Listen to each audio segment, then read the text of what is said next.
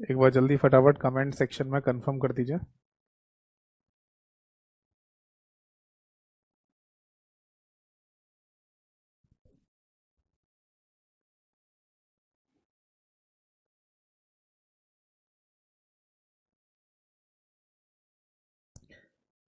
Last class तक है ना, मैंने आपको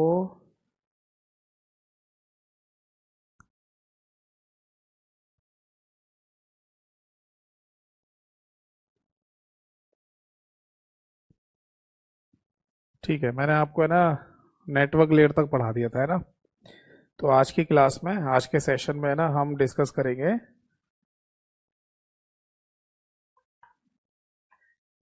लास्ट क्लास तक है ना, मैंने आपको, ठीक है, सॉरी।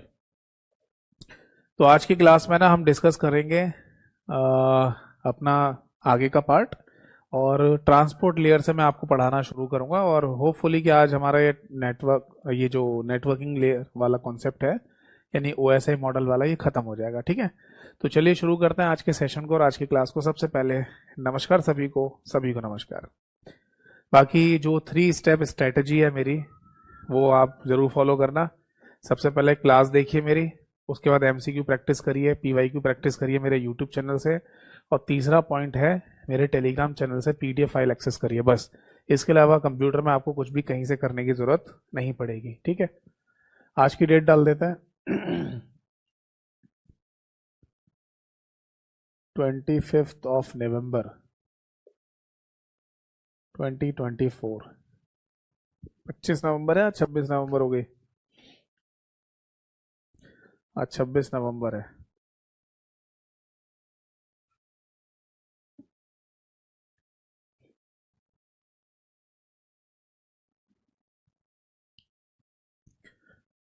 यार ये मार्कर तो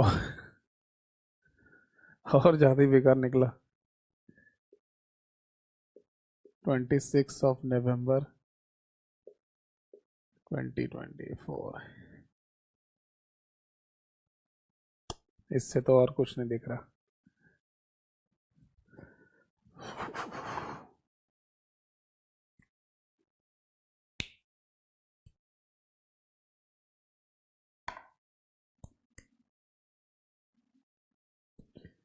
एक्चुअली बेटा दिक्कत क्या हो गई है कि ये जो मैं मार्कर जिससे लिखता हूँ, आपको पढ़ाता हूँ, ये मार्कर पता नहीं किस वजह से ना इंक छोड़ रहा है। मतलब इंक को निब तक आने नहीं दे रहा, फ्लो नहीं करा रहा, मतलब कहने का ये है। और ये क्या इशू हो गया मेरे को समझ नहीं आ रहा, हल्का हो जाता है। चलो देखते हैं क्या हो सकता है। जहाँ तक सही चलेगा तब तक क्लास को कंटिन्यू कर लेंगे, फिर देख लेंगे आगे। ये ठीक है ना, थोड़ा डार्क डार्क आता है। तो ये तो अभी तो ठीक चल रहा है, पर देखना धीरे धीरे बिल्कुल लाइट हो जाएगा। तो ये थोड़ी सी गड़बड़ी हो रही है इसमें। ठीक है, चलो जब तक सही चल रहा है चलाते हैं। देखिए, हमारा जो लास्ट क्लास में चैप्टर चल रहा था उसका नाम है नेटवर्किंग। ठीक है जी। और नेटवर्किंग को भी है ना हिंदी में नेटवर्किंग के नाम से ही बोला जाता है, इसका कोई हिंदी नाम नहीं होता है। ठीक है जी। और नेटवर्किंग में हम डिस्कस कर रहे थे ओएसआई मॉडल को, जिसको ओएसआई नेटवर्किंग मॉडल भी कहा जाता है ना। OSI networking model, open system interconnection model. ठीक है।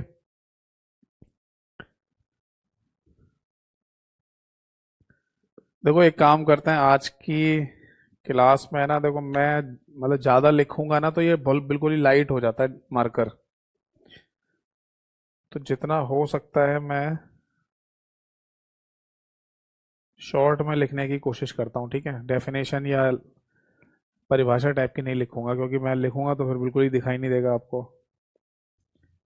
ये दिक्कत हो रही है यार इसमें।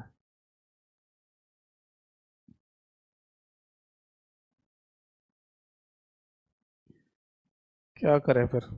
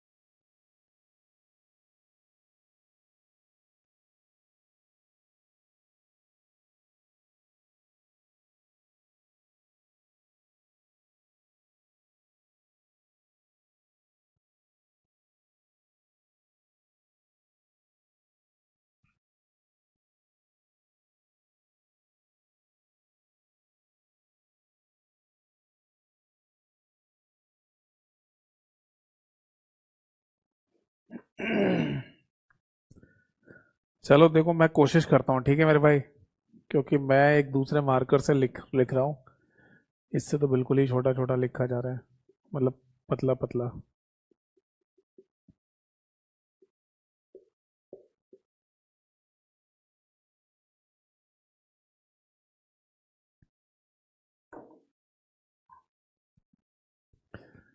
चलो एक काम यही कर देते हैं, मैं ना अरेंज कर लूंगा इस मार्कर को, ठीक है।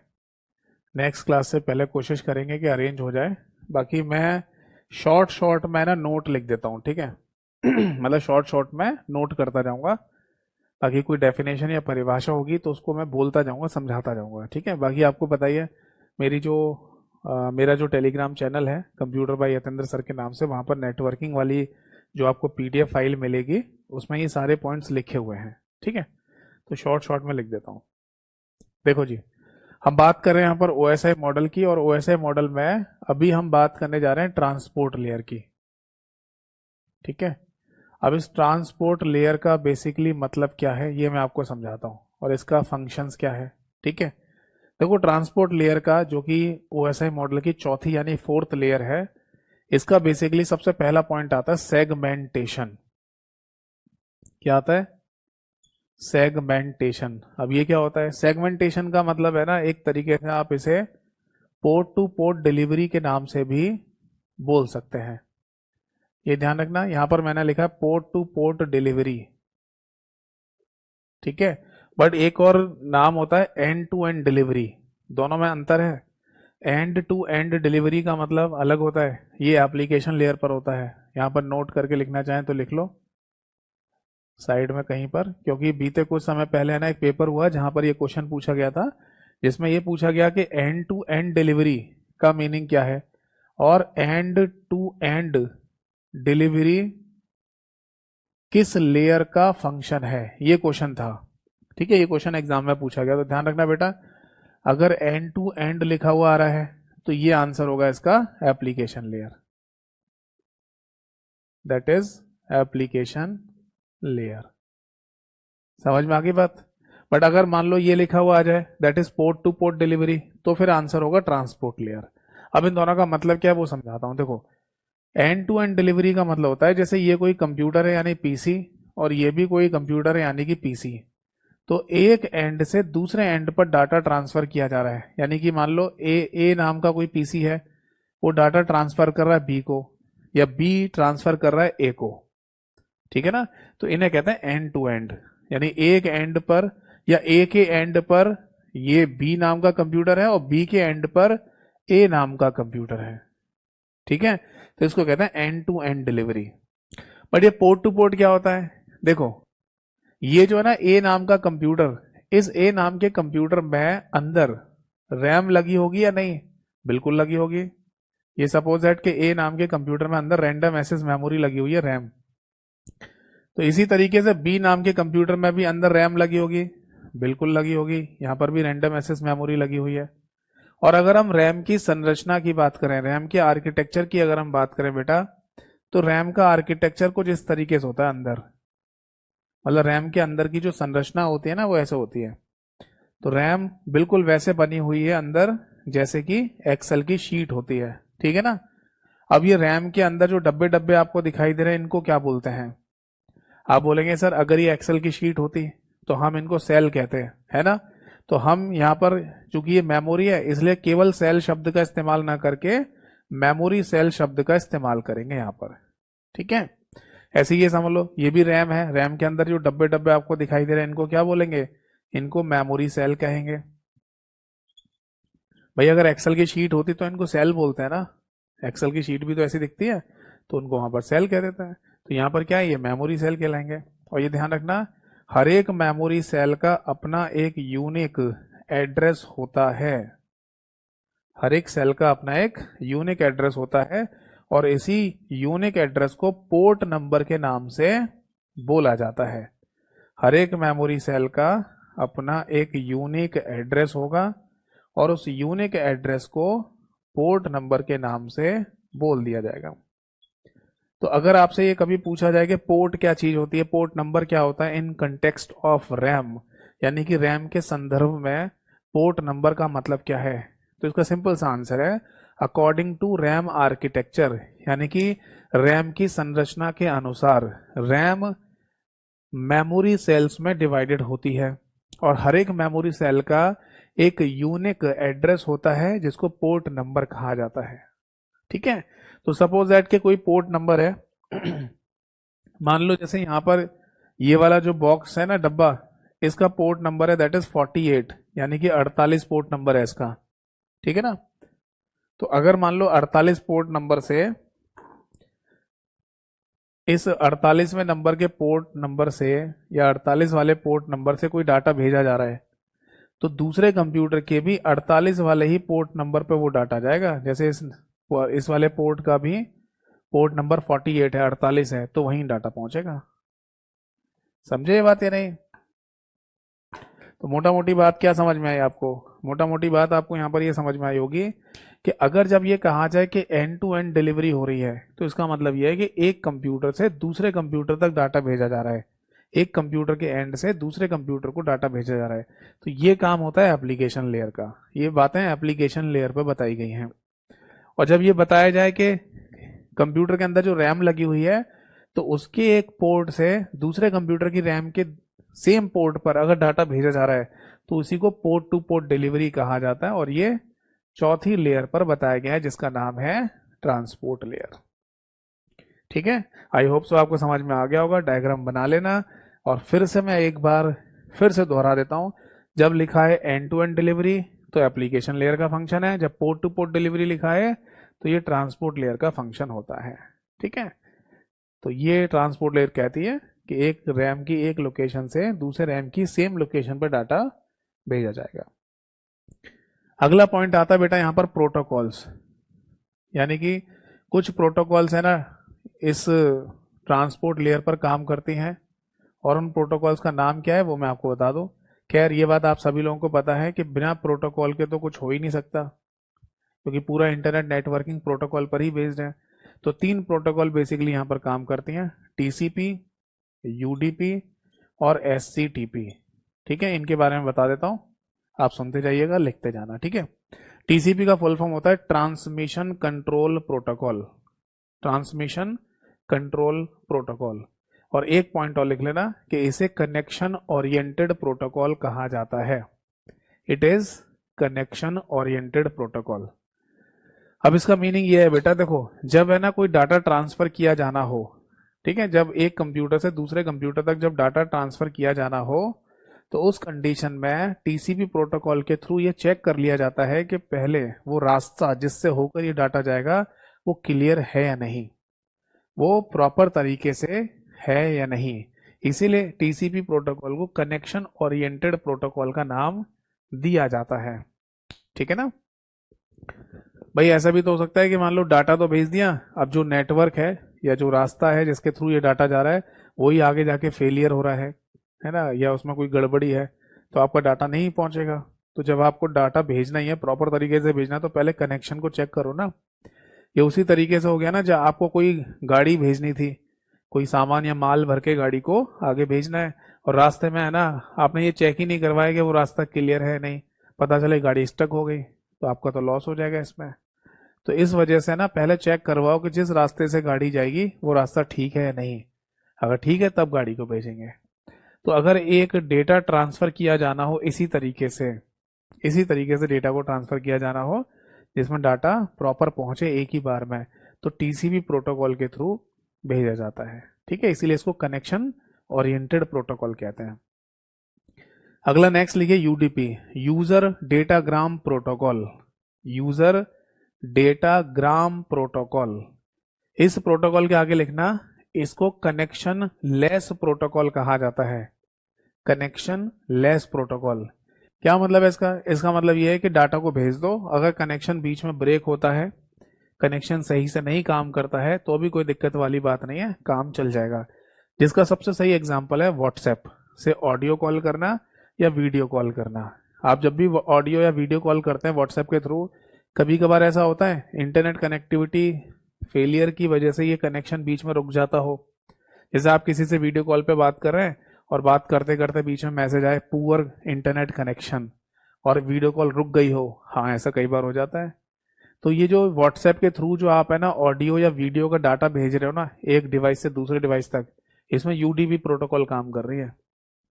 तो इसमें क्या होता है ना कि आप डाटा भेज दो, अगर बीच में कनेक्शन फेलियर होगा तो कोई इशू नहीं है, मैनेज हो जाएगा। जैसे वीडियो कॉल जैसे मेथड में अगर आप किसी से वीडियो कॉल पे बात कर रहे हो, बीच में अटक गई वीडियो, तो कोई दिक्कत नहीं है, जैसे दोबारा कनेक्शन होगा आप फिर दोबारा अपने बात करना शुरू कर देना, है ना। तो इस तरीके की कंडीशन में हम यूडीपी प्रोटोकॉल का इस्तेमाल करते हैं। इसीलिए इसको क्या कहते हैं, कनेक्शन लेस, और इसको कनेक्शन ओरिएंटेड प्रोटोकॉल कहा जाता है। फिर आता है एससीटीपी, इसका फुल फॉर्म लिखो, stream control transmission protocol. Stream, stream ये वही शब्द है धारा वाला जो होता है, STREAM, stream control transmission protocol. ये प्रोटोकॉल बेसिकली ना स्ट्रीमिंग के लिए, यानी धारा प्रवाह को मैनेज करती है, देखती है। यानी अगर एक कंप्यूटर से दूसरे कंप्यूटर तक डाटा भेजा गया है तो वो डाटा प्रॉपर जा रहा है या नहीं, इसको कंट्रोल करने का काम एससीटीपी नाम की प्रोटोकॉल करती है। बस स्ट्रीमिंग कंट्रोल का काम करती है, बस ऐसे लिख लो। ठीक है, तो ये नोट कर लीजिए, कोई डाउट है तो पूछिए।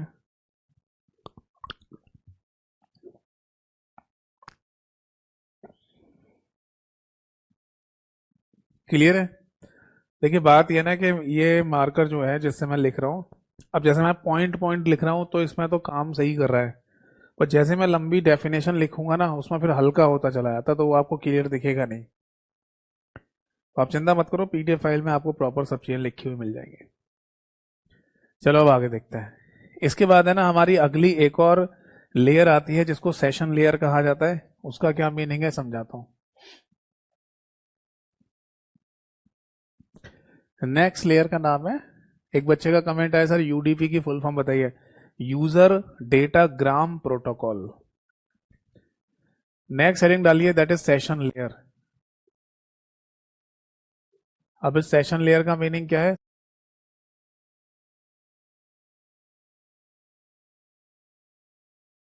समझते हैं। देखो सेशन लेयर में सेशन शब्द का मीनिंग क्या होता है, इसका मतलब होता है टाइम ड्यूरेशन, है ना। जैसे एक कंप्यूटर से दूसरा कंप्यूटर कनेक्ट हो गया, अब जितने समय तक ये दोनों कंप्यूटर आपस में एक दूसरे से कनेक्टेड हैं, इसी को सेशन टाइम कहा जाता है। जैसे एक कंप्यूटर दूसरे कंप्यूटर के साथ 1 घंटे तक कनेक्ट रहा, तो हम कह सकते हैं इन दोनों कंप्यूटर के बीच का सेशन टाइम क्या है, 1 घंटा। तो सेशन का मतलब होता है टाइम ड्यूरेशन, ठीक है। अब देखो इस सेशन लेयर पर है ना बेसिकली जो पॉइंट बताया गया है वो है डायलॉग कंट्रोल, ये बताया गया है। अब डायलॉग कंट्रोल अगर नहीं समझ पा रहे तो आप इस बात को है ना दूसरे सिंपल शब्दों में मोड ऑफ कम्युनिकेशन भी कह सकते हैं। मोड ऑफ कम्युनिकेशन, इसका क्या मीनिंग है। मोड ऑफ कम्युनिकेशन को हिंदी में आप ऐसे बोल सकते हैं संचार का प्रकार, संचार का प्रकार आप इसको बोल सकते हैं।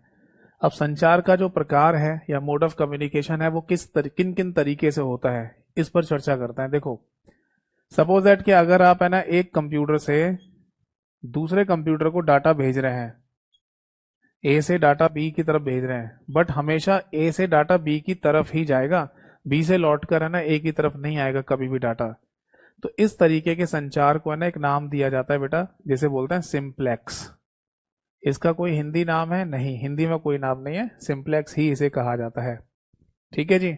बाकी है ना अगर थ्योरेटिकल वे में लिखें तो ऐसा बोल सकते हैं only one way communication, only one way communication.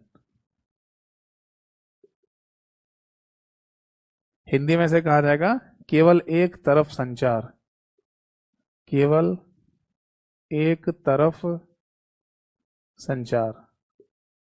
अब आप मुझे है ना कमेंट सेक्शन में ये बताइए कि वो कौन से एग्जाम्पल हो सकते हैं जिसमें केवल एक ही तरफ संचार होता है, दोनों तरफ नहीं होता, केवल एक ही साइड है ना संचार होगा, बताइए। कोई ऐसा उदाहरण है जिसमें केवल एक ही तरफ डाटा जाता हो, वापस लौट के ना आता हो। हाँ, जैसे कि एग्जाम्पल के तौर पर है ना यहाँ पर लिखा जा सकता है कंप्यूटर का और कीबोर्ड माउस का कम्युनिकेशन, कंप्यूटर के साथ कीबोर्ड माउस का कम्युनिकेशन।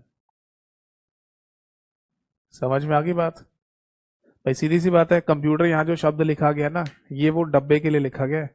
अगर आपके घर में कोई डेस्कटॉप कंप्यूटर है तो उस डेस्कटॉप कंप्यूटर में जो साइड में खड़ा हुआ डब्बा होता है, उस डब्बे को बेसिकली बोलते हैं दैट इज सिस्टम यूनिट, ठीक है ना। और इस सिस्टम यूनिट को ही मेनली मेन कंप्यूटर कहा जाता है, क्योंकि सारी चीजें उसी के अंदर हो रही होती हैं। तो अगर आप कीबोर्ड या माउस को उसमें कनेक्ट कर दोगे ना, तो कीबोर्ड या माउस से डाटा अंदर ही जा रहा है, वापस लौट के कीबोर्ड या माउस पे डाटा नहीं आता है। तो इसलिए इसको सिंप्लेक्स वे ऑफ कम्युनिकेशन कहा जाएगा। कोई और भी एग्जाम्पल हो सकता है? हाँ, टीवी, एफएम, ये भी एग्जाम्पल है ना, सिंप्लेक्स के ही कहलाएंगे, क्योंकि इनमें भी डाटा केवल एक ही तरफ जा रहा है, लौट के वापस नहीं जाता है। भाई अगर आप टीवी देख रहे हैं तो अपने टीवी से वापस सिग्नल थोड़ी भेज सकते हो, या अगर आप रेडियो एफएम सुन रहे हो तो रेडियो एफएम से थोड़ी वापस सिग्नल भेज सकते हो। तो इस तरीके के कम्युनिकेशन को हम बोलते हैं ओनली वन वे कम्युनिकेशन, यानी कि सिंप्लेक्स। इसके बाद है ना दूसरा आता है बेटा, जिसमें ए से अगर डाटा भेज रहे हैं बी की तरफ तो भेज सकते हैं, और बी से डाटा ए की तरफ भेजना है तो भेज सकते हैं, बट एक बार में एक तरफ। यानी हम यहां पर लिख सकते हैं both way communication, both way communication but one at a time, one at a time. Hindi में इसे कहा जाएगा दोनों तरफ संचार, दोनों तरफ संचार बट एक बार में एक तरफ, एक बार में एक तरफ। अगर ऐसा कुछ हो रहा है तो इसी को हम है ना बोलेंगे हाफ डुप्लेक्स। इसका नाम दिया जाता है बेटा हाफ डुप्लेक्स। समझ में आ गई बात? अब इसका क्या उदाहरण हो सकता है, इसका क्या एग्जाम्पल हो सकता है, जैसे मैं बताता हूं। अगर एग्जाम्पल की बात की जाए हाफ डुप्लेक्स की, तो एसएमएस, यानी कि जो आप शॉर्ट मैसेज सर्विस करते हैं, ये एसएमएस मैं उसी की बात कर रहा हूँ जो पूरे दिन में आपको आपकी जो टेलीकॉम कंपनी 100 एसएमएस करने को देती है, शॉर्ट मैसेज सर्विस, जिसको आप टेक्स्ट मैसेज भी बोलते हैं। तो उसमें ना आप किसी को मैसेज करोगे, फिर वो पढ़ेगा, फिर रिप्लाई करेगा, है ना। तो दोनों तरफ हो रहा है बट एक बार में एक तरफ। ऐसी है ना, आप किसी को ईमेल मैसेज कर रहे हो, तो ईमेल मैसेज भी है ना किसी को चला जाएगा, फिर वो पढ़ेगा तब जाके आपको रिप्लाई करेगा। ऐसी है ना एक और डिवाइस का एग्जांपल आप दे सकते हैं, दैट इज वॉकी टॉकी का। वॉकी टॉकी से ना फोन के जैसे बात नहीं हो सकती, जैसे फोन पे बात करते हैं, हाँ जी बताओ, वो उधर से बोल रहा है। वॉकी टॉकी में क्या होता है ना, आप वॉकी टॉकी में एक बटन होता है बेसिकली, उसको प्रेस करके आप मैसेज बोलेंगे और रिलीज कर देंगे, छोड़ देंगे, तो वो मैसेज चला जाएगा नजदीकी वॉकी टॉकी जितने भी होंगे उनके पास। तो इसी तरीके से संचार होता है, यानी एक बार में एक तरफ पर हो, दोनों तरफ जाता है। इसके अलावा एक रियल लाइफ का एग्जांपल की अगर मैं बात करूं तो रेलवे ट्रैक का भी तो एग्जांपल दे सकते हैं। रेलवे ट्रैक, ट्रेन की पटरियां। अगर कोई ट्रेन की पटरी है तो उस पर ट्रेन या तो आने के लिए या जाने के लिए ही इस्तेमाल की जाएगी एक बार में। एक ही समय पर एक ही पटरी पर आमने सामने से ट्रेन नहीं आ सकती है ना, क्योंकि एक्सीडेंट हो जाएगा। तो अगर एक ऐसा संचार जिसमें दोनों तरफ डाटा ट्रांसफर तो हो सकता है पर एक बार में एक तरफ हो रहा है, तो उसी को हम हाफ डुप्लेक्स के नाम से बोल देंगे। इसके बाद तीसरा जो तरीका है उसे कहते हैं दैट इज डुप्लेक्स। बट चूंकि यहां पर ये से सेकंड वाले को हाफ डुप्लेक्स कहा गया है, इसलिए उसको फुल डुप्लेक्स भी बोला जा सकता है। तो यानी डुप्लेक्स लिख दो या फिर फुल डुप्लेक्स लिख दो, एक ही बात है, दोनों का मीनिंग सेम ही होता है। यहाँ पर हाफ लिखा है ना शब्द, इसीलिए इसको फुल डुप्लेक्स भी बोल देता है, वरना केवल डुप्लेक्स शब्द भी आप इस्तेमाल कर सकते हैं। अब इसका मतलब क्या है, इसका मीनिंग ये है कि ए से डाटा आपको बी तक भेजना है तो आप भेज सकते हैं, और बी से डाटा अगर ए की तरफ भेजना है तो भी आप भेज सकते हैं। क्लियर है? ए से डाटा आपको बी की तरफ भेजना है तो भेज दीजिए, और बी से डाटा ए की तरफ भेजना है तो भेज दीजिए। और एक ही बार में भेज सकते हैं, हाँ एक ही बार में भेज सकते हैं। तो हम यहां पर लिखेंगे both way communication, both way communication at the same time, at the same time. Hindi में से कहा जाएगा दोनों तरफ संचार एक ही समय पर, दोनों तरफ संचार एक ही समय पर। क्लियर है? ये आप यहां पर नोट कर लीजिए, दोनों तरफ संचार एक ही समय पर। क्लियर है जी, समझ में आ गई सभी को बात? हिंदी में लिखूं? लिख ले तो लिख लीजिए। दोनों तरफ संचार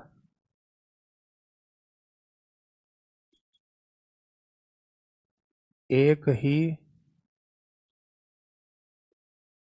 समय पर। अब इसका क्या एग्जाम्पल हो सकता है बताओ कमेंट सेक्शन में एक बार। देखो बेटा, इसका एग्जाम्पल होगा दैट इज टेलीफोन। इसके दो एग्जाम्पल बताता हूं मैं आपको। एक पहला एग्जाम्पल तो आप यहां पर नोट कर लीजिए, दैट इज टेलीफोन। देखो मैं फिर से बोल रहा हूं बेटा, माफ कीजिएगा, एक प्रॉब्लम हो रही है ये मार्कर वाली। इसमें ना इंक थोड़ी हल्की हो गई है, पता नहीं किस कारणवश। मेरे को खुद समझ में नहीं आ रहा है इसमें क्या हो गया है। आई थिंक कल तक की जो क्लास थी आपकी, तब तक तो ठीक चल रहा था, है ना? पर जैसे ही मैं लगातार लिखता हूँ ना, ये हल्का होता चला जाता है, तो शायद आपको थोड़ा हल्का दिखाई दे रहा हो, डार्क ना दिख रहा हो, है ना? तो माफ कीजिएगा, मैं नेक्स्ट क्लास तक पूरी कोशिश करूंगा इसको ठीक कर लूँ, है ना? तो बेसिकली है ना, हम टेलीफोन की अगर एग्जाम्पल की बात करें, तो टेलीफोन का जो एग्जाम्पल है ना, वो फुल डुप्लेक्स का ही है या डुप्लेक्स का ही है ना? इसमें बेसिकली हम है ना क्या करते हैं, टेलीफोन पे जैसे ही सामने वाले व्यक्ति से बात करते हैं, तुरंत हैंड टू हैंड रिप्लाई आना शुरू होता है, और एक ही समय पर आवाज जा भी रही होती है, आ भी रही होती है। इसको आप ऐसे भी समझ सकते हैं जैसे एक ही समय पर दो आदमी एक दूसरे से लड़ाई लड़ रहे हैं फोन पर, तो कोई किसी की सुनता थोड़ी है, अपने अपनी बोलता है लड़ाई में। तो जब आप लड़ाई कर रहे हो फोन पर, तो आप नोटिस कर रहे हैं ना कि आपकी आवाज जा भी रही होती है और आ भी, और सामने वाले की आ भी रही होती है। दैट मीन एक ही समय पर दोनों तरफ संचार हो सकता है, तो इसको हम डुप्लेक्स या फुल डुप्लेक्स कहते हैं। इसके अलावा है ना इंस्टेंट मैसेजिंग, एक शब्द और हम यहाँ पर लिख सकते हैं, इंस्टेंट मैसेजिंग। ये भी एग्जाम्पल होता है फुल डुप्लेक्स या डुप्लेक्स का। इसका मीनिंग होता है जैसे व्हाट्सएप वाला एग्जाम्पल, जैसे व्हाट्सएप से आप ऑडियो कॉल कर लो, वीडियो कॉल कर लो, या व्हाट्सएप से चैटिंग वगैरह भी कर लीजिए, तो ये सब है ना डुप्लेक्स के अंदर ही आता है। आप बोलेंगे सर व्हाट्सएप की चैटिंग को डुप्लेक्स में कैसे रखेंगे? जैसे आपने नोटिस किया है, जैसे दो व्यक्ति ऑनलाइन है, जैसे व्हाट्सएप चैटिंग में अगर कोई सामने वाला व्यक्ति जिसको आप मैसेज कर रहे हैं वो ऑफलाइन है, तब तो कोई दिक्कत ही नहीं है, क्योंकि आप मैसेज भेज देंगे, जब वो देखेगा तब रिप्लाई करेगा, फिर तो वो हाफ डुप्लेक्स में आ जाएगा। बट व्हाट्सएप की चैटिंग में अगर दो लोग ऑनलाइन है ना, और दोनों एक दूसरे से मैसेज पे बात कर रहे हैं, तो आपने नोटिस किया है जब आप लिख रहे होते हैं मैसेज, तो सामने वाले व्यक्ति जिसको आप मैसेज करने वाले हो, उसके वो भी आपकी चैट को खोले बैठा हुआ है, तो ऊपर लिखा होता है टाइपिंग। या अगर वो व्यक्ति आपको कुछ मैसेज लिख रहा है, तो आपके फोन में उस व्यक्ति के अकाउंट में ऊपर लिखा आता है टाइपिंग, मतलब आपको दिख रहा होता है कि वो उधर से टाइप कर रहा है। यानी सेम टाइम पर अगर उस सामने वाले व्यक्ति की इंफॉर्मेशन आपको पता चल रही है और आपकी उसको पता चल रही है, तो इसको फुल डुप्लेक्स में ही रखा जाता है। ठीक है। बाकी व्हाट्सएप से ऑडियो कॉल करना या वीडियो कॉल करना, ये तो है ही है, ये तो क्या कहलाएगा, फुल डुप्लेक्स कहलाएगा। यानी एक ही समय पर दोनों तरफ डाटा ट्रांसफर हो रहा है। क्लियर है? तो ये है ना बेसिकली डायलॉग कंट्रोल है जो बताया गया है सेशन लेयर पर। ठीक है, तो इसे नोट कर लीजिए, कोई डाउट है तो पूछ लीजिए। तो बस यही ध्यान रखना, अगर पेपर में डायलॉग कंट्रोल शब्द आ जाए, मोड ऑफ कम्युनिकेशन आ जाए, संचार का प्रकार आ जाए, simplex, half duplex, full duplex शब्द लिखा हुआ आ जाए, तो इसका मीनिंग क्या है ये आपको समझ में आ गया है। और ये सब होता है सेशन लेयर पर, या इन सभी के बारे में बताया गया है सेशन लेयर पर। क्लियर है? अब अगला पॉइंट आता है, दैट इज प्रेजेंटेशन लेयर। ये है हमारी ओएसआई मॉडल की सिक्स्थ यानी कि छठे नंबर की लेयर। इसका फुल फॉर्म है प्रेजेंटेशन लेयर। ठीक है जी। अच्छा मुझे ये बताइए कि अभी तक है ना जितनी भी हमने लेयर्स की चर्चा की, बात की, किसी भी लेयर पर सिक्योरिटी का जिक्र हुआ है? कहीं पर भी सुरक्षा की बात हुई है? अभी तक नहीं हुई। तो प्रेजेंटेशन लेयर को है ना सिक्योरिटी पॉइंट ऑफ व्यू से भी बोला जाता है, यानी कि सुरक्षा की दृष्टि से। ठीक है, या सुरक्षा के लिए बोल दीजिए, सिक्योरिटी पर्पस के लिए। ठीक है, हिंदी में कहा जाएगा सुरक्षा का उद्देश्य, या सुरक्षा का उद्देश्य, ऐसे बोल दीजिए।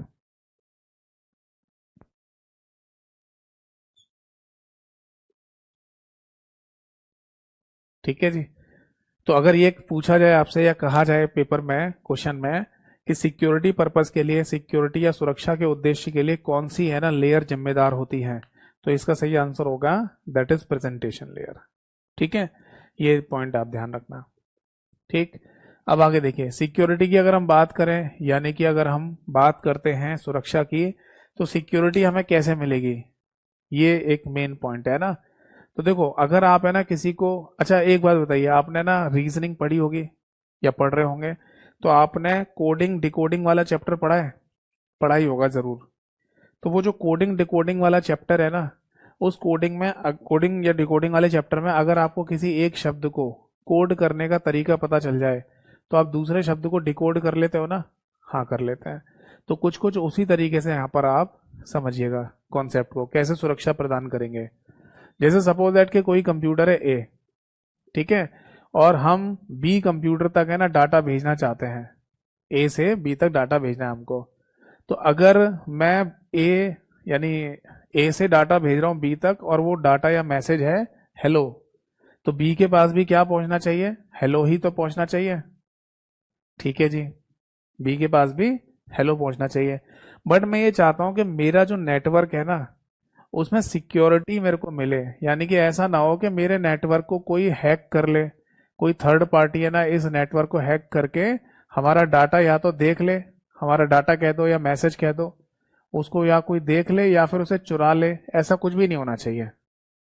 तो इस सुरक्षा के उद्देश्य से हम क्या करेंगे, एक सिक्योरिटी टेक्निक का इस्तेमाल करेंगे। वो क्या होगी, समझाता हूं। उस सिक्योरिटी टेक्निक को ना बेसिकली एक नाम दिया जाता है, यहां लिख देता हूं मैं। उसको बोलते हैं बेटा क्रिप्टोग्राफी। क्रिप्टोग्राफी, ठीक है, इसका कोई हिंदी नाम नहीं होता, इंग्लिश में ही बोलते हैं क्रिप्टोग्राफी। और इस क्रिप्टोग्राफी के अंदर बेसिकली दो शब्द आते हैं। एक शब्द आता है एनक्रिप्शन, और दूसरा शब्द आता है बेटा डीक्रिप्शन। एनक्रिप्शन और डीक्रिप्शन, समझने के तौर पर आप ऐसे लिख लो, एनक्रिप्शन का मतलब होता है कोडेड, कोड करना, ठीक है, कोडेड फॉर्म या कोड करना ऐसे कह लो। और डीक्रिप्शन का मतलब होता है बेटा डी कोड करना, यानी अगर आप किसी मैसेज को डी कोड कर रहे हैं तो उसको डीक्रिप्शन कहेंगे, कोड कर रहे हैं तो एनक्रिप्शन कहेंगे। तो समझिए इस बात को कि जो ए की तरफ से हेलो मैसेज भेजा गया ना, उसको टेक्निकल भाषा में प्लेन टेक्स्ट के नाम से बोला जाता है।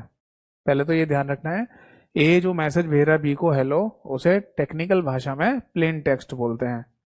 अब इस प्लेन टेक्स्ट पर हम क्या करेंगे, एनक्रिप्शन अप्लाई करेंगे, यानी कि सिक्योरिटी टेक्निक लगा देंगे। और सिक्योरिटी टेक्निक लगाने के बाद, यानी कि एनक्रिप्शन लगाने के बाद, जो कन्वर्टेड फॉर्म हमें मिलेगी हमारे मैसेज की, उसे सीफर या साइफर टेक्स्ट कहा जाता है। जैसे सपोज दैट मैसेज क्या था हमारा हेलो, अब मैंने उसे एनक्रिप्ट कर दिया, यानी कोड कर दिया, तो किस में चेंज कर दिया, बाय में, यानी हेलो शब्द को बाय में कन्वर्ट कर दिया है। अब हम इंटरनेट या किसी भी नेटवर्क का यूज करके हम डाटा को या मैसेज को भेजेंगे। ये हमारा नेटवर्क, ये क्या हमारा कोई भी नेटवर्क है, चाहे वो इंटरनेट हो या कोई भी नेटवर्क हो, उस नेटवर्क का इस्तेमाल करके हमें डाटा भेजना है। तो नेटवर्क में जो हमारा डाटा या मैसेज जा रहा है वो क्या जा रहा होगा, बाय। अब कोई थर्ड पार्टी है, मान लीजिए सी, और उस सी ने ना हमारा नेटवर्क हैक कर लिया, हैकिंग हो गई हमारे नेटवर्क की। हैकिंग का मतलब समझते हैं, हैकिंग शब्द का मतलब होता है अनऑथराइज एक्सेस, यानी कि बिना परमिशन के किसी भी चीज को उपयोग में लाना, उसे हैकिंग कहा जाता है।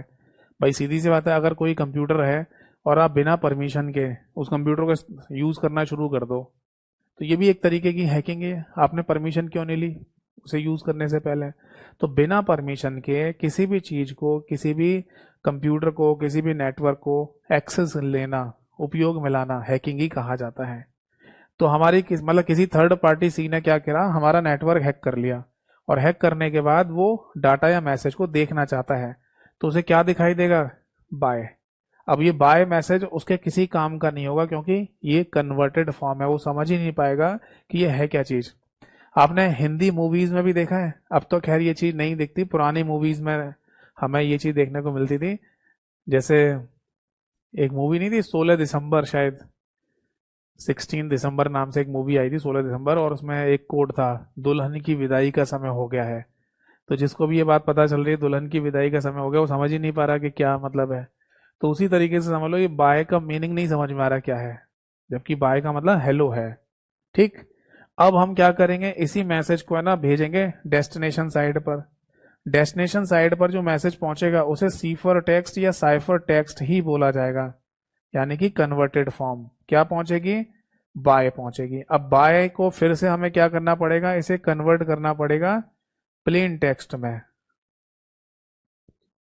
और जैसे ही हम इसे प्लेन टेक्स्ट में कन्वर्ट करेंगे वो हेलो में वास्तविक रूप में आ जाएगा।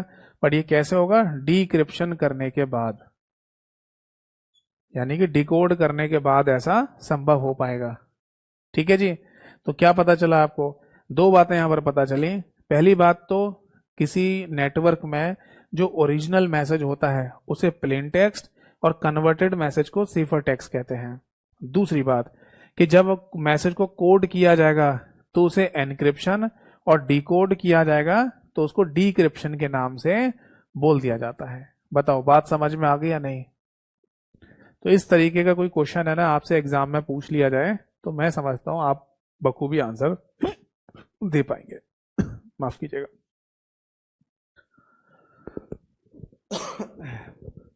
क्लियर, समझ में आ गई बात। तो ये है ना, आप यहां पर नोट कर लीजिए, कोई डाउट है तो पूछ लीजिए। इसमें कुछ लिखने की जरूरत नहीं है, बस इसमें जो पॉइंट आपके सामने है ना उसी से समझ में आ जाता है कि हम क्या कर रहे हैं। बेसिकली हम सिक्योरिटी टेक्निक जो लगा रहे हैं किस लिए लगा रहे हैं, ताकि हमारे मैसेज को, हमारे डाटा को अगर कोई हैक भी कर ले तो उसे लिटरली पता ही ना चल पाए कि ये मैसेज या ये डाटा है क्या, उसे समझ में ही नहीं आएगा ये। ठीक है, चलिए आई होप सो कि ये बात समझ में आ गई होगी, आपको नोट कर लिया होगा। अब आगे बढ़ते हैं। देखो प्रेजेंटेशन लेयर पर सबसे पहला पॉइंट तो सिक्योरिटी पॉइंट ऑफ व्यू है, या सिक्योरिटी पर्पस ही है जो मैंने अभी बताया आपको। इसके बाद है ना एक पॉइंट और भी आता है प्रेजेंटेशन लेयर पर जिसे कहा जाता है दैट इज कंप्रेशन। एक शब्द और लिखेंगे, पहला पॉइंट तो ये हो गया, दूसरा पॉइंट आता है बेटा कंप्रेशन। ये क्या चीज है, कंप्रेशन का मतलब होता है बेसिकली हिंदी में संपीड़न। क्या ये जरूरी है, हाँ ये जरूरी है। अगर आप कोई डाटा भेज रहे हैं तो जरूरी है कि आप उसे कंप्रेस करके भेजें, संपीड़ित करके भेजें।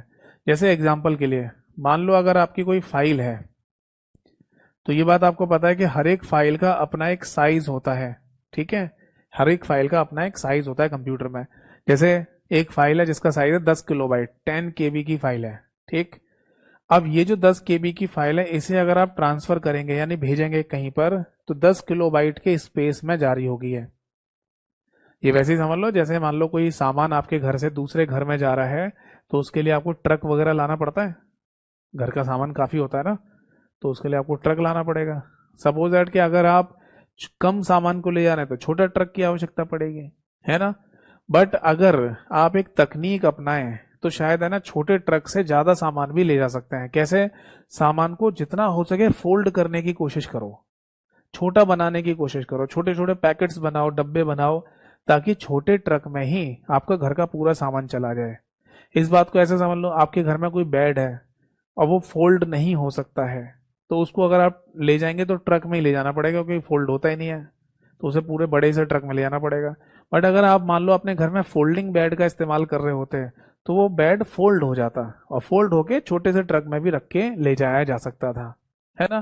तो इसी तरीके से समझ लो कि अगर कोई फाइल है जिसका साइज मान लो 10 किलोबाइट का है, आपको इसे ट्रांसफर करना है, भेजना है, तो आप इस पर कंप्रेशन टेक्निक लगाइए, इसको संपीड़न करिए या संपीड़ित कीजिए।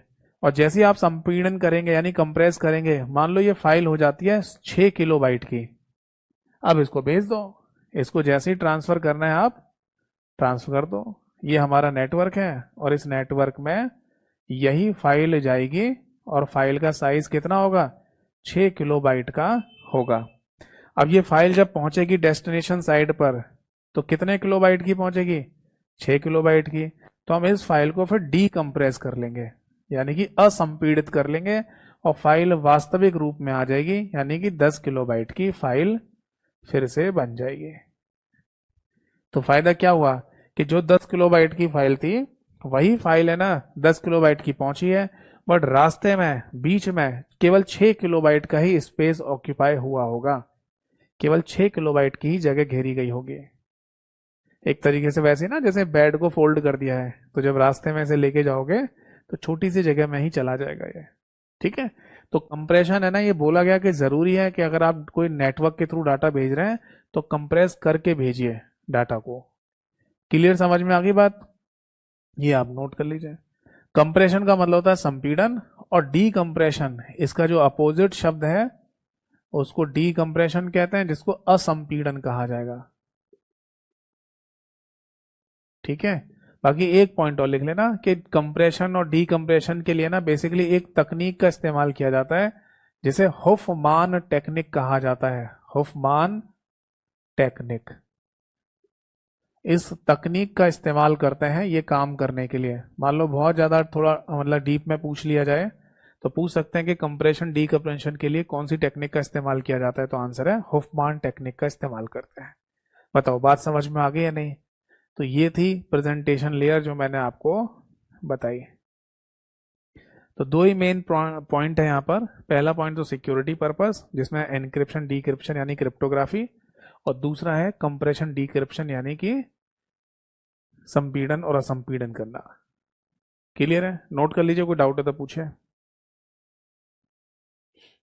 इसको नोट कर लीजिए, कोई डाउट है तो पूछिए।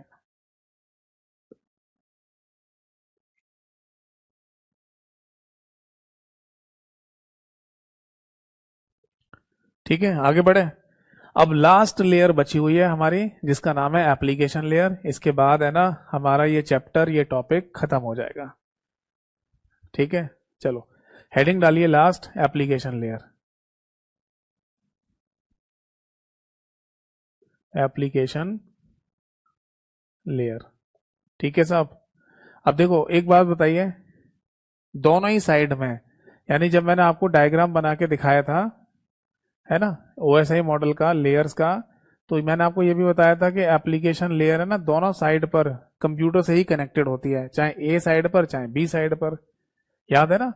जैसे अगर मान लो ये ए साइड है और ये मान लीजिए बी साइड है, यानी ये सेंडर है और ये रिसीवर है। तो सेंडर से अगर डाटा भेजा जा रहा है तो भी एप्लीकेशन लेयर जिम्मेदार, मतलब कनेक्टेड है सबसे पहले, और बी की तरफ अगर डाटा रिसीव किया जा रहा है तो भी एप्लीकेशन लेयर ही सबसे पहले कनेक्टेड होती है। ठीक है, इस तरीके से डाटा है ना मूव करता है ए से लेकर बी तक। क्लियर है? तो यहां पर एप्लीकेशन लेयर जो ए और बी दोनों से ही कनेक्टेड है, तो ए और बी का मतलब क्या है? ए और बी दोनों वैसे तो कंप्यूटर हैं, बट इन कंप्यूटर को चलाने वाले होंगे तो हम और आप जैसे ही लोग। कंप्यूटर अपने आप ही थोड़ी किसी को कोई डाटा भेज देता है या रिसीव कर लेता है, भेजते तो हम ही है ना कंप्यूटर के थ्रू।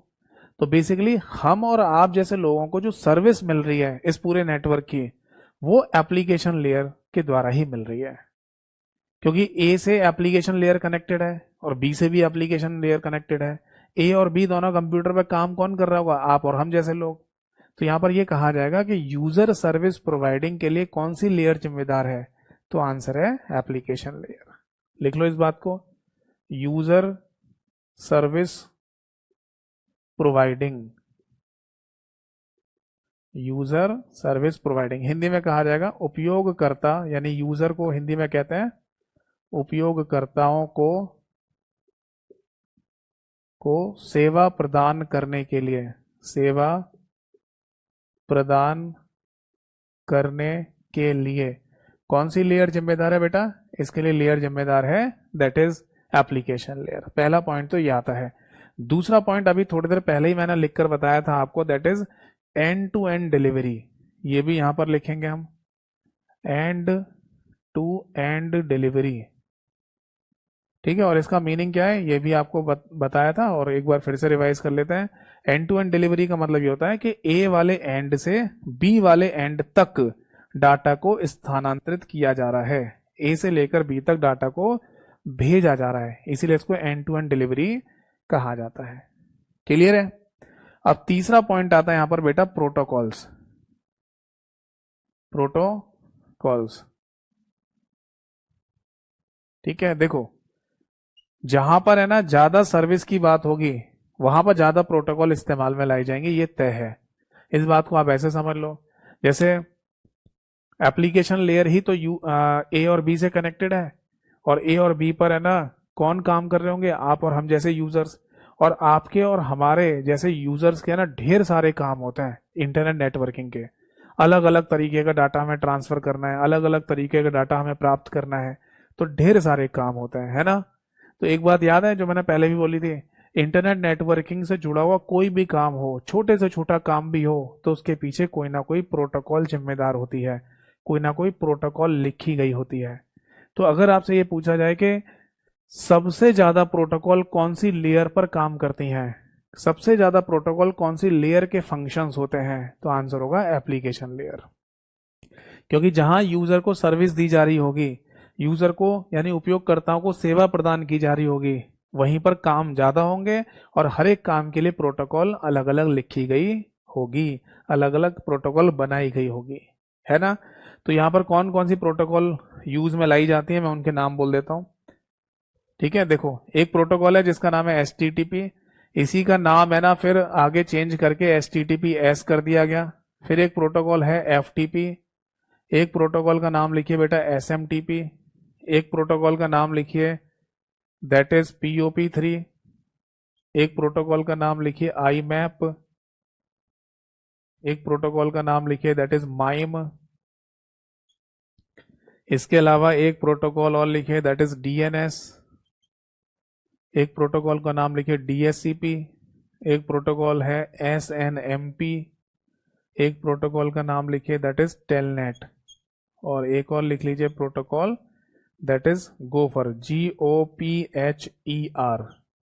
तो ये कुछ प्रोटोकॉल्स के नाम मैंने यहाँ पर लिखे हैं, ये सभी प्रोटोकॉल्स है ना एप्लीकेशन लेयर पर ही काम करती हैं।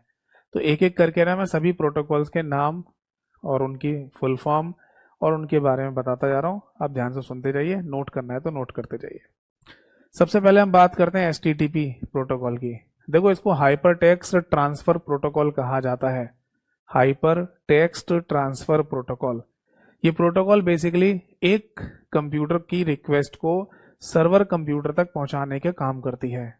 जैसे आपका कंप्यूटर है और आपके कंप्यूटर में फेसबुक यूट्यूब की वेबसाइट अगर खुलनी हो, तो फेसबुक या यूट्यूब के सर्वर कंप्यूटर तक आपके कंप्यूटर की रिक्वेस्ट को ले जाने वाला प्रोटोकॉल यही होता है। ठीक है, इसीलिए इंटरनेट नेटवर्किंग की कम्युनिकेशन प्रोटोकॉल भी इसे कहा जाता है, ये बात मैंने आपको पहले भी बताई थी। अब इस प्रोटोकॉल में थोड़ी सी सिक्योरिटीज को बढ़ा दिया गया है, तो इसीलिए इसका नाम चेंज करके अब HTTPS कर दिया, जिसमें सबसे लास्ट में लिखे हुए S का मतलब होता है सिक्योर। तो अब इसका पूरा नाम क्या हो गया, hyper text transfer protocol secure.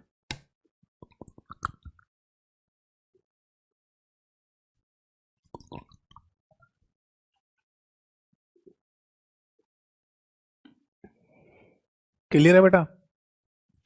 तो अब इसका नाम हो गया है hyper text transfer protocol secure. इसके बाद आती है FTP प्रोटोकॉल, इसे फाइल ट्रांसफर प्रोटोकॉल कहते हैं, फाइल ट्रांसफर प्रोटोकॉल।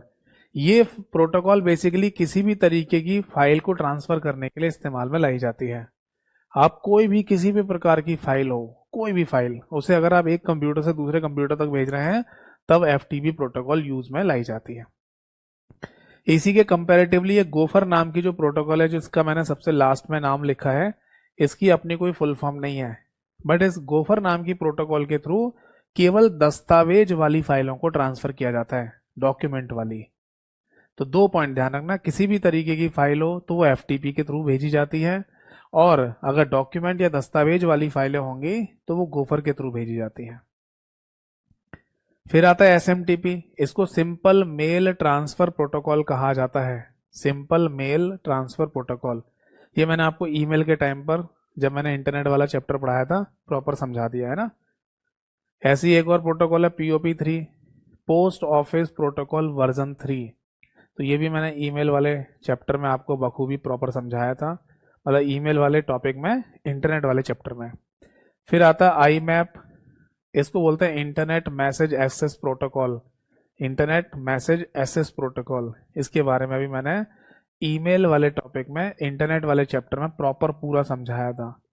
और फिर आती है MIME, जिसको हम मल्टीपर्पज इंटरनेट मेल एक्सटेंशन कहते हैं, मल्टीपर्पज इंटरनेट मेल एक्सटेंशन। इसको भी मैंने ईमेल वाले टॉपिक में, इंटरनेट वाले चैप्टर में प्रॉपर पूरा डिटेल में समझाया था। तो ये 4 जो प्रोटोकॉल हैं वो एप्लीकेशन लेयर पर ही काम करती हैं, बट इनको हमने डिटेल में समझा था इंटरनेट वाली क्लास में, ठीक है, ईमेल वाले टॉपिक में। तो SMTP, POP3, IMAP और MIME, ये चारों प्रोटोकॉल ईमेल के संदर्भ में काम करती हैं। अब आता है एक और नाम, दैट इज DNS। इसका फुल फॉर्म होता है बेटा डोमेन नेम सिस्टम।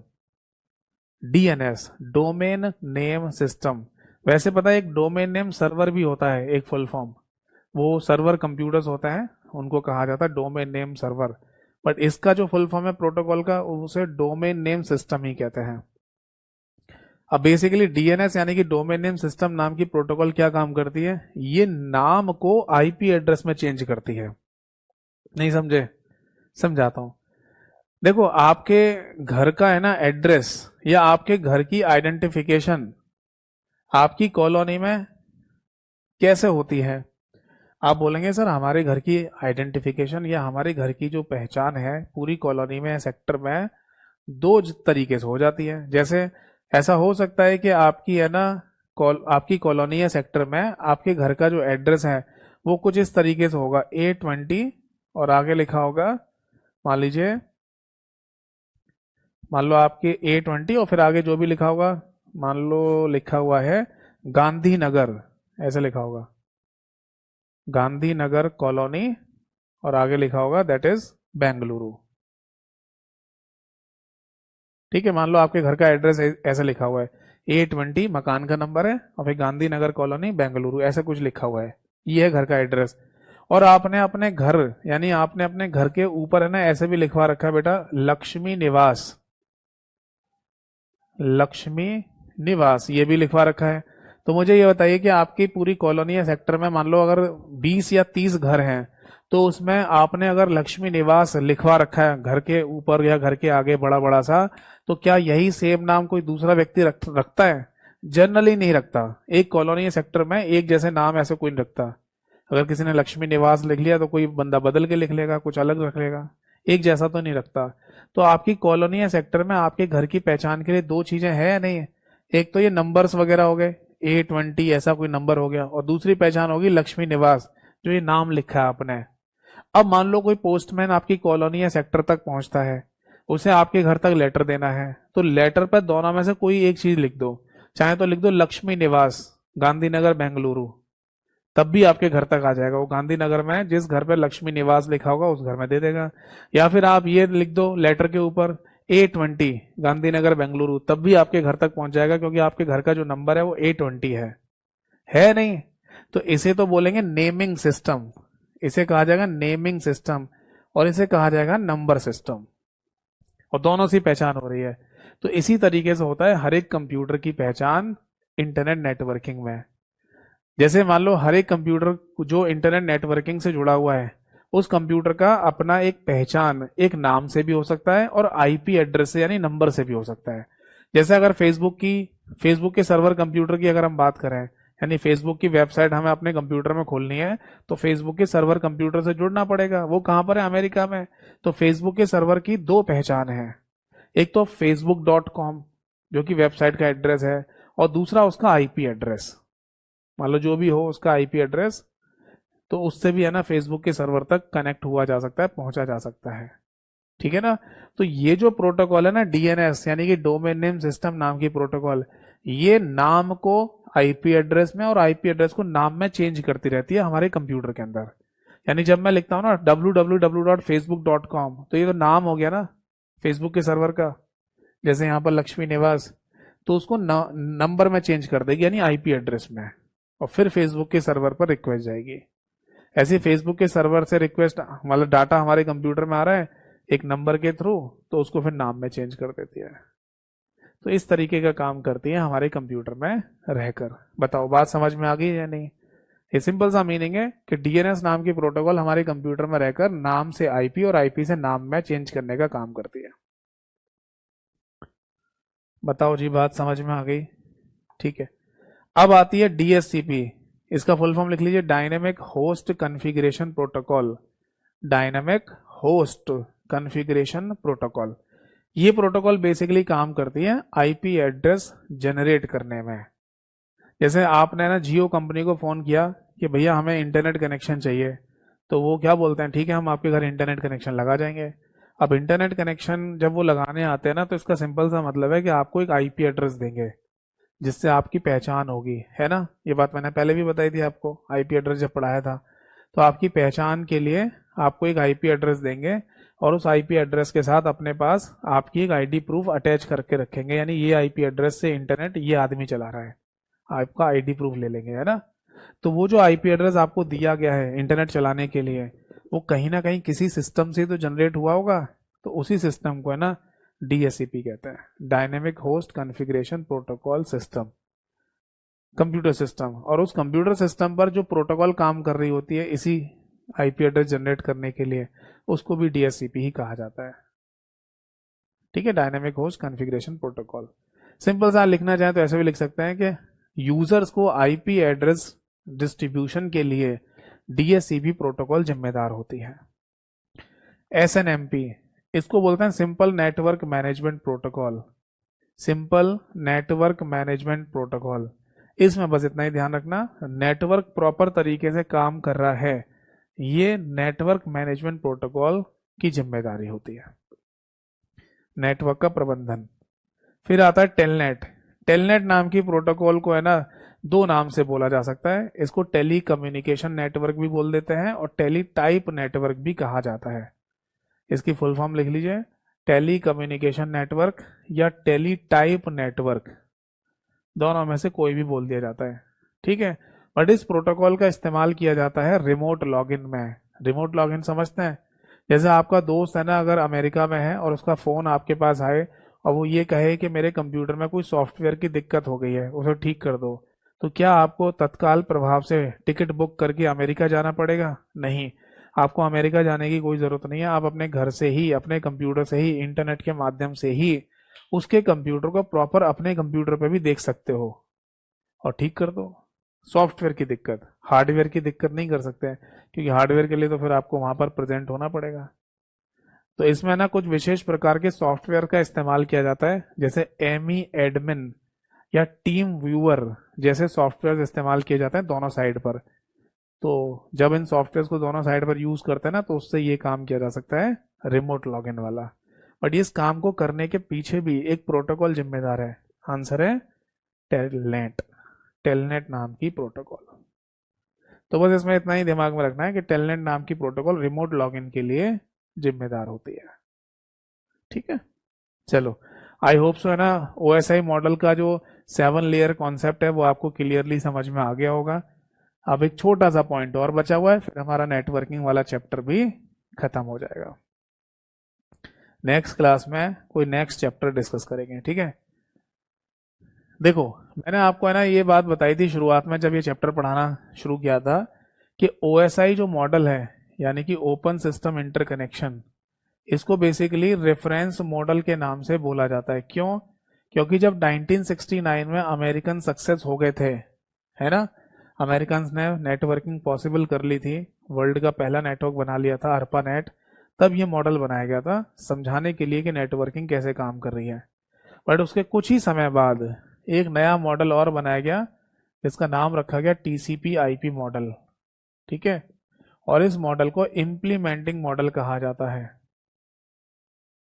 इस बात को आप ऐसे भी समझ सकते हैं जैसे कि मान लो बिल्कुल शुरुआत में है ना लोगों को समझाने के लिए ओएसआई मॉडल बना दिया गया था, फिर लगा बाद में कि इसमें कुछ चेंज या बदलाव होना चाहिए, तो फिर एक नया मॉडल बनाकर पूरी दुनिया में इम्प्लीमेंट किया गया। तो इसलिए इम्प्लीमेंटिंग मॉडल के नाम की अगर बात होगी तो टीसीपी आईपी मॉडल बोलेंगे, है ना। या मॉडल शब्द लिखना है तो ये भी लिख लो मॉडल, ऐसे यहाँ पर मॉडल लिख लिया। टीसीपी आईपी प्रोटोकॉल्स के नाम ही तो होते हैं, तो उन्हीं के नाम पर ये मॉडल बनाया गया था नया वाला। ठीक है, अब इसमें चेंज या बदलाव क्या है? जो एक बहुत बेसिक सा चेंज या बदलाव आपको जो पता होना चाहिए वो ये है, जैसे यहाँ पर ओएसआई मॉडल में टोटल कितनी लेयर्स होती हैं? 7। तो टीसीपी आईपी मॉडल में 4 लेयर्स होती हैं, 4। ये सबसे पहला बदलाव किया गया। जैसे यहाँ पर एप्लीकेशन लेयर है, प्रेजेंटेशन लेयर है और सेशन लेयर है, इन तीनों लेयर को कंबाइन करके ये कहा गया टीसीपी आईपी मॉडल में कि इनको अलग अलग नाम देने की जरूरत क्या पड़ रही है, आप केवल एप्लीकेशन लेयर ही बोल दो बस। फिर इसके बाद ट्रांसपोर्ट लेयर, ट्रांसपोर्ट लेयर को ना ट्रांसपोर्ट लेयर ही बोला गया कि इसको ऐसे ही रहने दो। और फिर इसके बाद आती है नेटवर्क लेयर। तो नेटवर्क लेयर को बोला गया कि इसका नाम है ना इंटर नेटवर्किंग लेयर कर दो, इंटर नेटवर्किंग लेयर। तो इंटर नेटवर्किंग लेयर कह दो, या फिर कई बार केवल नेटवर्क लेयर भी बोल दिया जाता है, दोनों में से कोई भी बोल देता है। ठीक है भाई। और इसके बाद आती है फिर डेटा लिंक लेयर, और इसके बाद आती है फिजिकल लेयर। तो इन दोनों लेयर को कंबाइन करके भी कहा गया कि एक ही नाम दे दो, और इसका नाम रख दिया network interface, network interface and hardware, network interface and hardware, ये नाम दे दिया गया। तो टोटल मिला के अगर टीसीपी आईपी मॉडल की हम बात करें तो वहां पर कितनी लेयर्स हैं, तो वहां पर 4 लेयर्स होती हैं। कुछ लोकल राइटर की किताबों में और लोकल राइटर्स की पीडीएफ में यह आपको आंसर 5 भी देखने को मिल सकता है, जो कि सही नहीं है, आंसर 4 ही सही है। ठीक है। फिर भी मैं आपको बता दूं कि ये जो 3 लेयर हैं, एप्लीकेशन, प्रेजेंटेशन और सेशन, इन तीनों को कंबाइन करके तो एप्लीकेशन लेयर ही बोला जाता है, ये फिक्स है। ऐसा हो सकता है, ऐसा हो सकता है कि टीसीपी आईपी मॉडल में भी ये जो डेटा लिंक लेयर और फिजिकल लेयर है, इन दोनों को इन्हीं नाम से बोला जा रहा हो। सुनना क्या बोल रहा हूं, डेटा लिंक लेयर और फिजिकल लेयर का नाम कंबाइन करके नेटवर्क इंटरफेस एंड हार्डवेयर दिया गया है, बट ऐसा हो सकता है कि टीसीपी आईपी मॉडल में भी इन दोनों नाम को कंसीडर किया जा रहा हो। ठीक है, लिखा जा रहा हो, बोला जा रहा हो। इसी वजह से लोकल राइटर की किताबों में और लोकल राइटर की पीडीएफ वगैरह में 5 लेयर कर देते हैं इन दोनों के नाम को। भाई 3 तो ये हो गए और 2 ये हो गए, तो 5 बोल देते हैं, जबकि ऐसा सही नहीं है। अगर आप स्टैंडर्ड बुक्स पढ़ेंगे नेटवर्किंग की तो वहां पर है ना 4 ही आंसर है। ठीक है, बट ये डेफिनेट श्योर है कि इन तीनों को कंबाइन करके यहां पर एक ही नाम दिया गया, दैट इज एप्लीकेशन लेयर। ठीक है भाई, तो बस इतना ही काफी है नेटवर्किंग में, और जितना हो सकता था, जितना हो सकता है उतना मैंने कराने की कोशिश की है। अब नेक्स्ट क्लास में हमारा एक और इम्पॉर्टेंट चैप्टर स्टार्ट होगा जिसका नाम है कंप्यूटर सिक्योरिटी। ठीक है, इम्पॉर्टेंट है। और जैसे कि मैंने शुरुआत में भी बोला था कि अगर आप शुरू से लेकर एंड तक सभी एग्जाम्स के लिए तैयारी करना चाहते हैं, कॉमन तैयारी करना चाहते हैं, तो आप कंप्यूटर आर्किटेक्चर वाले चैप्टर से, यानी पहले चैप्टर से लेकर कंप्यूटर सिक्योरिटी वाले चैप्टर तक जरूर पढ़ें, पूरा पढ़ें, हर एक एग्जाम में काम देता है।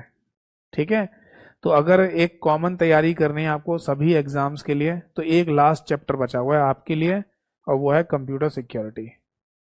और फिर इसके बाद छोटे छोटे से 3 चैप्टर और बचे हुए हैं, डाटाबेस, प्रोग्रामिंग लैंग्वेज और नंबर सिस्टम।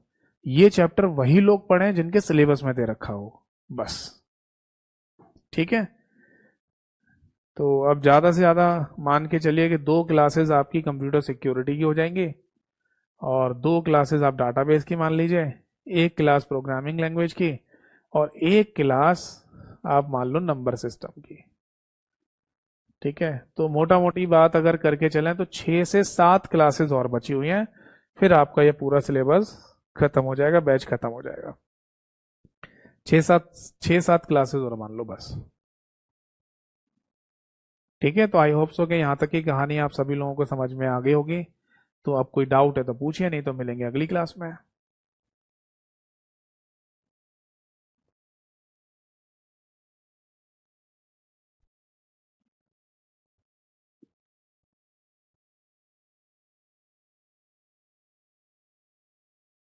कोई डाउट है तो पूछ लो बेटा।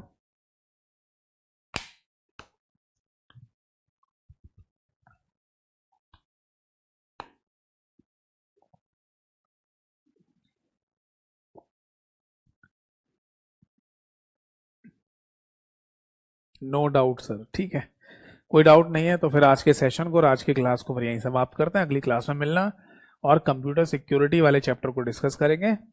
ठीक है बेटा, चलो